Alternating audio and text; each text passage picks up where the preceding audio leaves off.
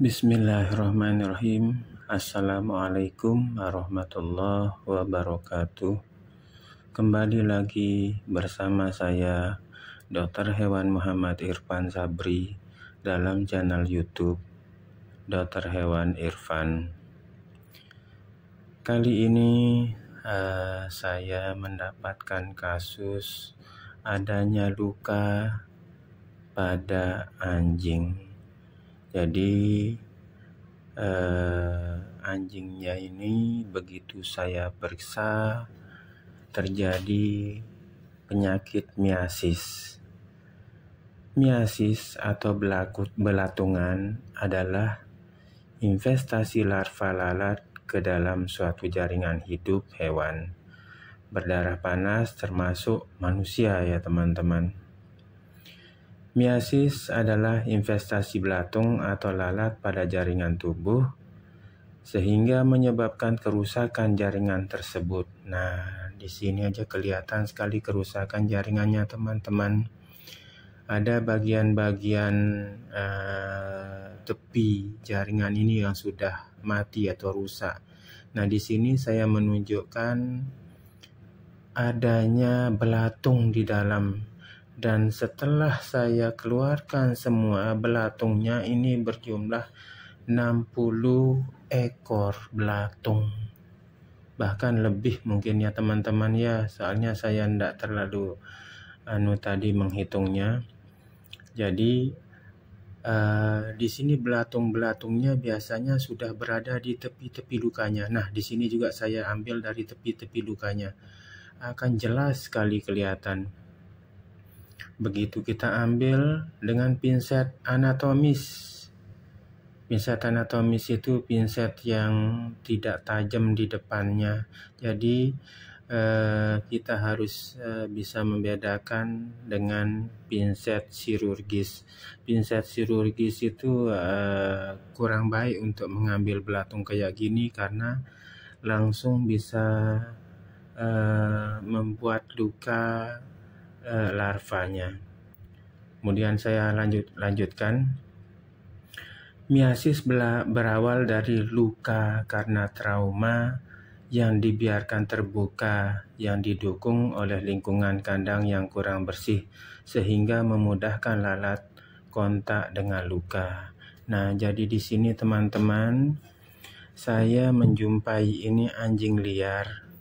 Sulit sekali dipegang. Dan saya harus menggunakan teknik cepat untuk menyuntikkan obat bius ini di sini teman-teman. Jadi saya lanjutkan. Lalat adalah faktor yang biasa menyebabkan miasis, antara lain lalat yang warnanya kebiru-biruan atau berwarna hitam yang besar itu ya teman-teman ya. Kalau di anatomisnya dibilang genus Cirrosima atau Soliptora, atau bisa juga Lucisia, atau bisa juga Musca. Jadi gitu nama-namanya lalat-lalat itu ya. Jadi kasus miasis di Indonesia cukup tinggi. Hal ini karena sistem peternakan atau yang memungkinkan banyak lalat di kandangnya, sehingga umum dijumpai pada kotoran-kotoran sapi atau kotoran-kotoran sisa-sisa sampah atau bagaimana, banyak sekali teman-teman. Jadi yang perlu saya sampaikan juga di sini, gejala miasisnya teman-teman. Kalau sudah investasi lalat yang menembus kulit menyebabkan kesehatan dari anjing itu terganggu. Biasanya dia selalu menjilat daerah luka ini.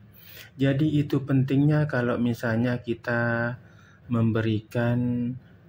kita selesai memberikan dia pelayanan kesehatan kayak gini, supaya menghindari dia dijilat-jilat, harus diberikan Elizabeth Collar ya teman-teman.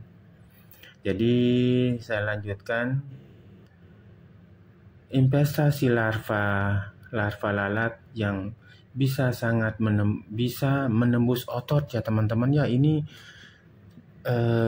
Ini belum menembus otot tapi sudah jaringan-jaringan kulitnya sudah pada rusak ini. Ini yang menyebabkan anjingnya stres, kadang-kadang tidak mau makan. Bahkan kalau berlebihan, dia akan menyebabkan kematian teman-teman.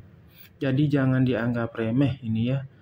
Jadi walaupun hanya sekedar larva, kalau sudah menembus jaringan otot, nah kalau udah jaringan otot ditembus, nah bisa-bisa akan terjadi hal-hal yang seperti saya sebutkan tadi, misalnya terjadi kematian.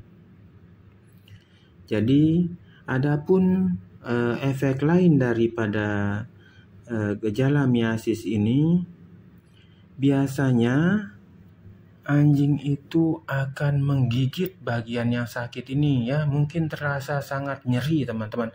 Nah, di sini teman-teman tadi saya tunjukkan bahwa larva lalatnya masih kelihatan. Nah, kalau di sini sudah proses membersihkannya udah bersih dan udah mulai saya jahit, dan saya pun menjahitnya dengan terputus-putus ya teman-teman ya, supaya untuk menghindari siapa tahu karena ini anjing liar, terbuka satu masih dia 11. Oh iya teman-teman, di sini jumlah jahitannya ada 12 buah dan ada luka yang di satu tempat di sebelah kiri ini dia bolong teman-teman, jadi harus saya jahit juga.